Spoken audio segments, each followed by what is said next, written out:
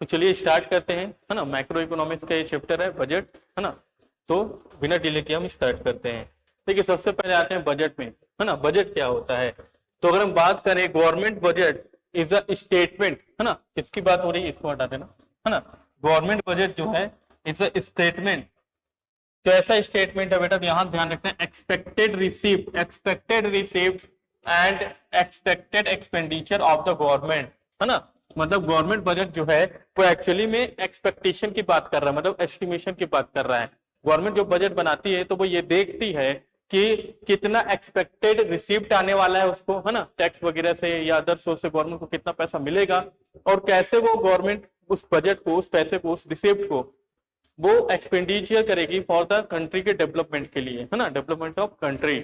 So that government budget is the statement of expected receipt and expected expenditure of government for the economic physical, है ना, किसके लिए बात हो रही है, for the coming physical year that reveals the budgetary policy of the government achieve the objective growth and sustain।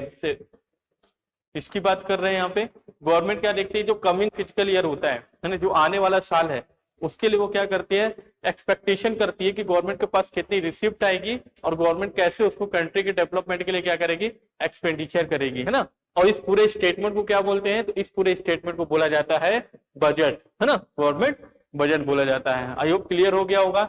Generally देखा जाए तो फाइनेंशियल ईयर जो होता है वो 1 अप्रैल से 31 अप्रैल मार्च तक होता है ना। मतलब फिजिकल जो ईयर होता है हमारा, फाइनेंशियल ईयर जो होता है वो वाले के अकाउंट में भी हम यही देखते हैं कि वो 1 अप्रैल टू 31 मार्च होता है ना।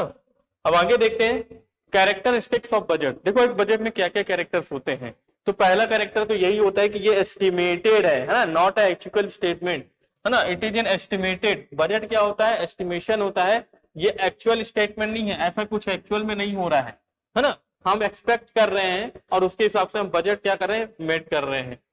इट इज प्रिपेयर्ड एनुअली, साल भर में बनता है ना। And it is prepared at all level of the government, है ना। कहां बनता है, देखो all level of government, whether it central government and state government, local government. मतलब देखा जाए तो जितने लेवल पे गवर्नमेंट है, स्टेट गवर्नमेंट भी बनाएगी, है ना। जैसे छत्तीसगढ़ है तो छत्तीसगढ़ स्टेट गवर्नमेंट बनाएगी।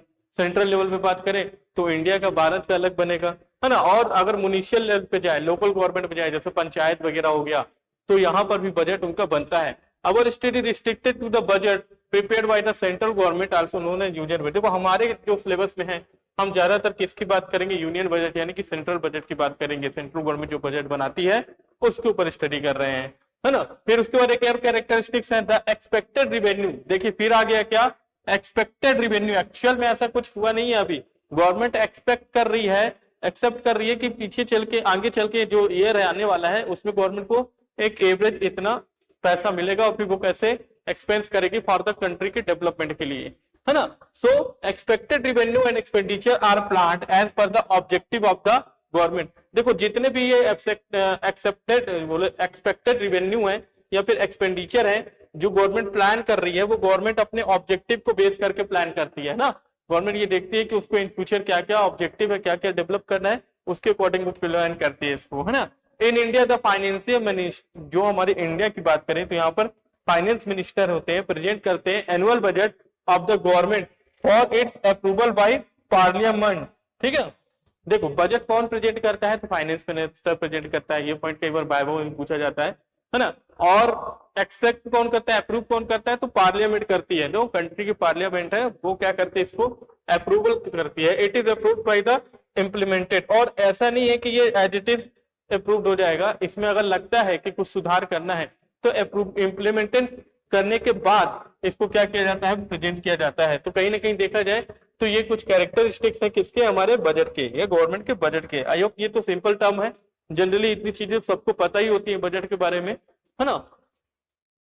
अब आ जाते हैं ऑब्जेक्टिव क्या है। देखो गवर्नमेंट का बजट बनाने का क्या ऑब्जेक्टिव है, तो सिंपल सी चीज है, development and stability, growth and stability है ना। तो क्या क्या चीजें हो सकती है, तो पहला तो हम देखते हैं रीएलोकेशन ऑफ रिसोर्सेस।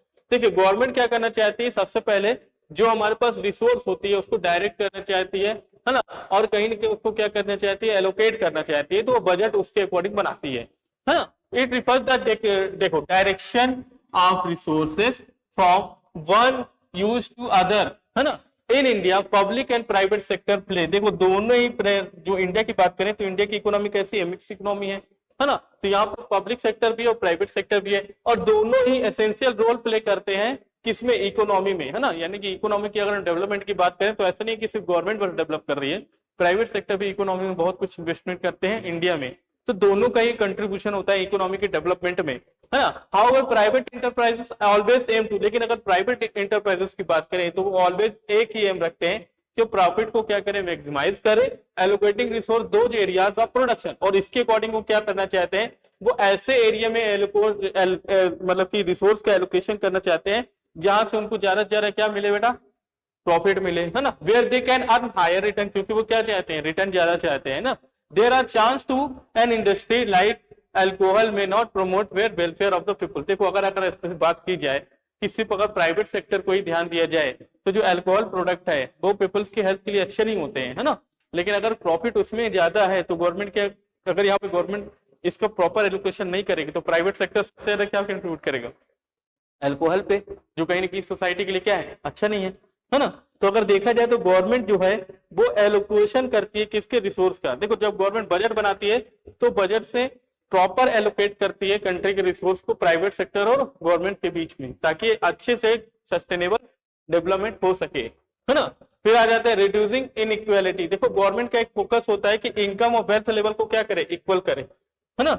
मतलब न तो अमीर ज्यादा अमीर हो पाए, ना ही गरीब ज्यादा गरीब हो पाए, सेम लेवल पे चल सके, जो कि करना गवर्नमेंट की रिस्पॉन्सिबिलिटी है।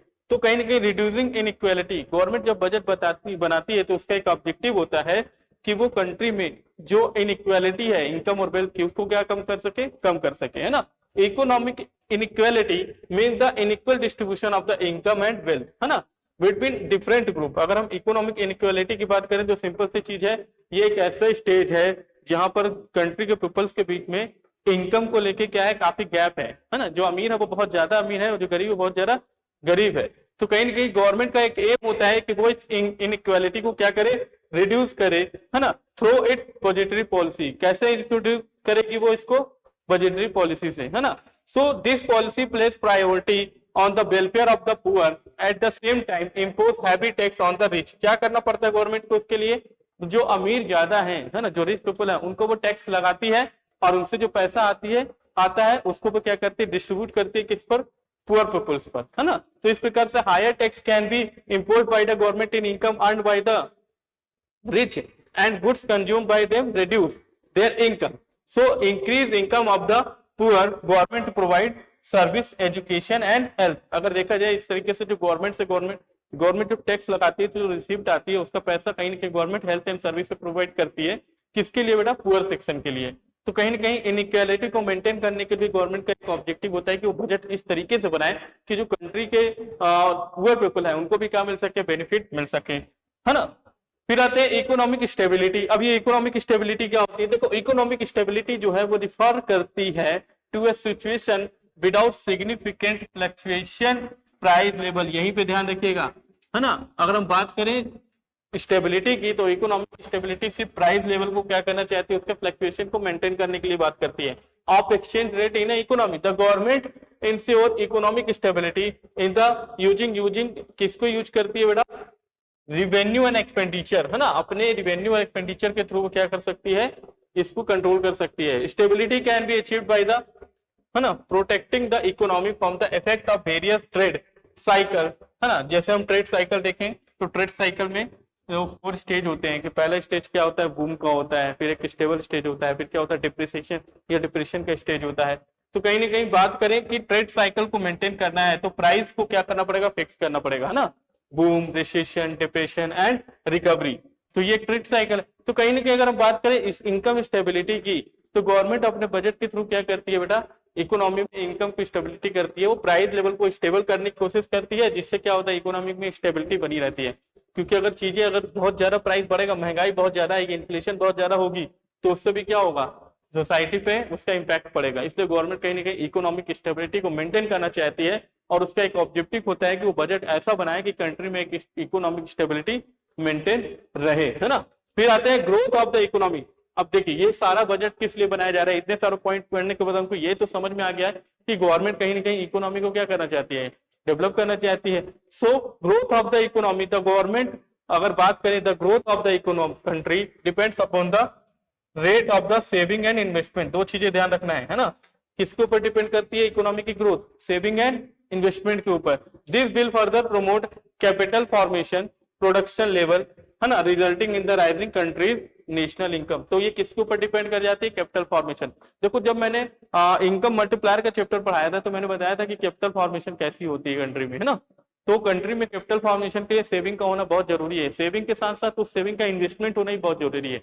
तो अगर गवर्नमेंट बजट ऐसा बनाती है जिससे लोगों के पास सेविंग क्रिएट होती है और वो उसको क्या करते हैं, इन्वेस्ट करते हैं, तो कहीं ना कहीं इससे क्या होगा, कंट्री की कैपिटल फॉर्मेशन होगी। और अगर कंट्री की कैपिटल फॉर्मेशन होगी तो क्लियर है कि यहाँ पे नेशनल इनकम बढ़ेगी और जीडीपी भी क्या होगी, इंक्रीज होगी, जिससे इकोनॉमी क्या करेगी, ग्रोथ करेगी, है ना। तो इस तरीके से ये कुछ पॉइंट है जो इसके ऑब्जेक्टिव को कंप्लीट करते हैं। आई होप क्लियर हो गए होंगे सभी पॉइंट।